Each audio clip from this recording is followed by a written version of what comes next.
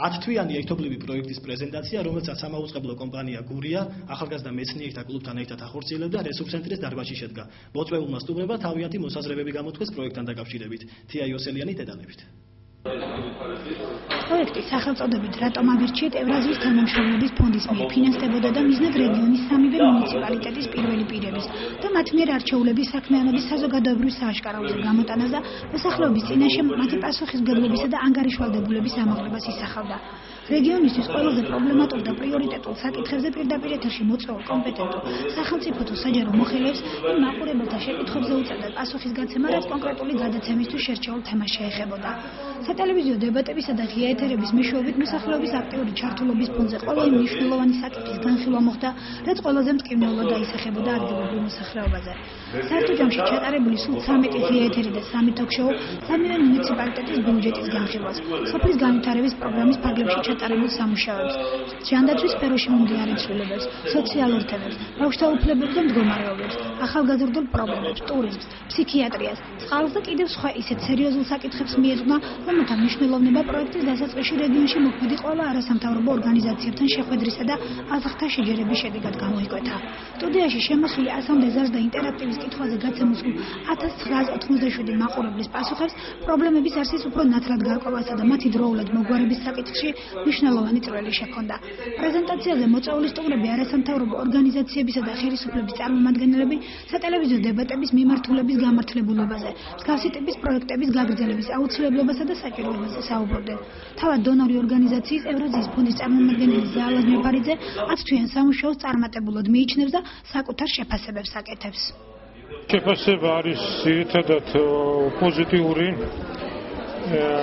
მიღწეულ იქნა ის შედეგი, რომ მოხდა მოსახლეობის ჩართვა იმ სამიზნე სოფლებში, რომლებიც მოიცვა ამ პროექტმა.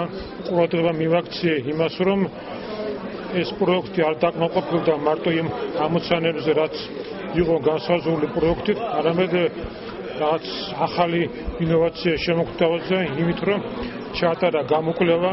რა თქმა უნდა, ჩვენ გვაქვს იმედი, რომ ამ კუთხით ტელეკომპანია გურია და ახალგაზრდა მეცნიერთა კლუბი გააგრძელებენ საქმიანობას.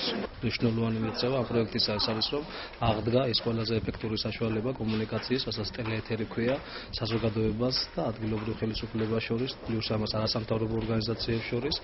ეხლა ყველას, ფაქტობრივად ტელეკომპანიას უკვე გააჩნია მატერიალური ტექნიკური ბაზა იმისა, რომ ყველა არასამთავრობო ორგანიზაცია იქნება, თვითმმართველობა იქნება, თუ ასე შემდეგ საზოგადოების გარკვეული ნაწილი კომუნიკაცია კონდეს საზოგადოებასთან და თავისი პრობლემები იქნება ეს თუ სხვადასხვა საკითხები მიაწოდოს ინფორმაციის სახით ყველაზე ეფექტური საშუალებით, რასაც ტელეეთერი ქვია. ის რომ რეგიონში არსებობს დამოუკიდებელი ტელეკომპანია, ეს არის ძალიან კარგი სამოქალაქო საზოგადოების ჩამოყალიბებისთვის, სიტყვის თავისუფლებისთვის და ნებისმიერ სიტუაციაში არის თავისთავად, რა თქმა უნდა.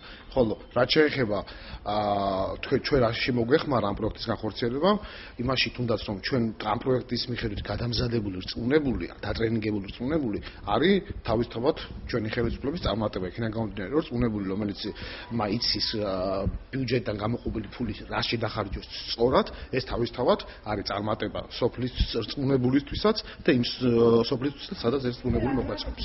აუცილებელი დიალოგი საზოგადოებასა, ხელისუფლებასა და სხვადასხვა სექტორებს შორის, თუნდაც არასამთავრობო სექტორსა და კედო სექტორს შორის არის ძალიან აუცილებელი, იმიტომ მის პრობლემატიკა, რომელიც საზოგადოებაში დევს, აუცილებლობას წარმოადგენს, რომ განხილული იყოს თვითონ საზოგადოებისვე თვალწინ და ყველაზე ეფექტური და მოსახერხებელი და აუცილებელი საშუალება ამ შემთხვევაში არის ტელეეთერი.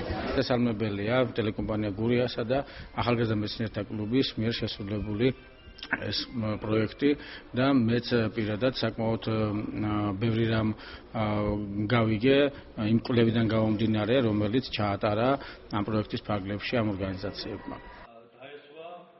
ამერიკული თეთრი პეპლის წინააღმდეგ ბრძოლის ღონისძიებების მეორე ეტაპი გურიისა და სამეგრელოს ტერიტორიების შეწამვლით დაიწყო. ჩვენი სიუჟეტი.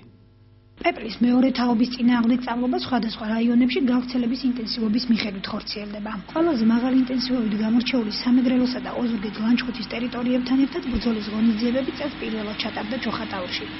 ხშირებული წვიმებისა და უამონდობის გამო მეორე ეტაპის დაწყების დაგვიანების მიუხედავად საკარანტინო მავნებლების წინააღმდეგ ბრძოლა აქტიურად მიმდინარეობს და დღეისთვის შესაწამლი სულ 10,000 ჰექტარი ფართობიდან 1790 დამუშავებულია. პოლიცია აგვისტოდან დასახლებულ პუნქტებში, სკვერებსა და პარკებში წარმოება ცხენისლის ტექნოლოგიით კიფა 100 აგრეგატით ხორციელდებოდა.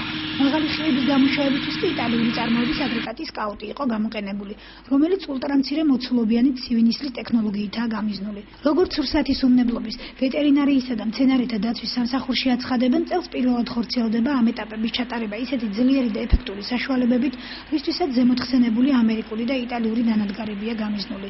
ჩვენ უკვე რამდენიმე დღეა რაც დავიწყოთ მეორე ეტაპი ითვალისწინებს როგორც ტიპას ტიპის და სკაუტის ტიპის მექანიკური საშუალებებს, ადამიანური რესურსების გამოყენებას, სოლოს ტიპის ესე ვთქვათ დანადგარებით მუშაობას, რომელიც კონკრეტულად მიუდგომელ ადგილებში იქნება გამოყენებული, იქ სადაც ჩვენი მანქანები ვერ ახერხებენ ასვლას. საკმაოდ ეფექტურად მუშაობს სოფლის მეურნეობის სამინისტროს წარმომადგენლები.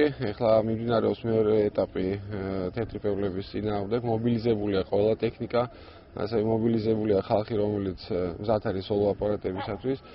მინდა ვთქვა, რომ წელს ყველაზე ფართომასშტაბიანი იყო ეს ღონისძიებები და მე ვფიქრობ, თუ ესე გაგრძელდა და კიდევაც გაგრძელდება, მინიმუმამდე დავიყვანოთ ჩვენ მომავალ წლისათვის იმ გავრცელების კერებს.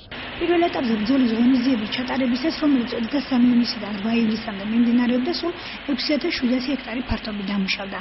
ამერიკული თეთრი საკარანტინო მავნებელი, რომელიც სოფლის ბევრ ქვეყანაშია გავრცელებული და 300-მდე დასახელების მცენარის აზიანებს საქართველოში პირველად 1976 წელს სანტრების რაიონში აღინიშნა. ბოლო პერიოდში კი განსაკუთრებულად გახშირებული მავნებლების წინააღმდეგ ბრძოლის ეფექტური მეთოდები ეტაპობრივად ხორციელდება.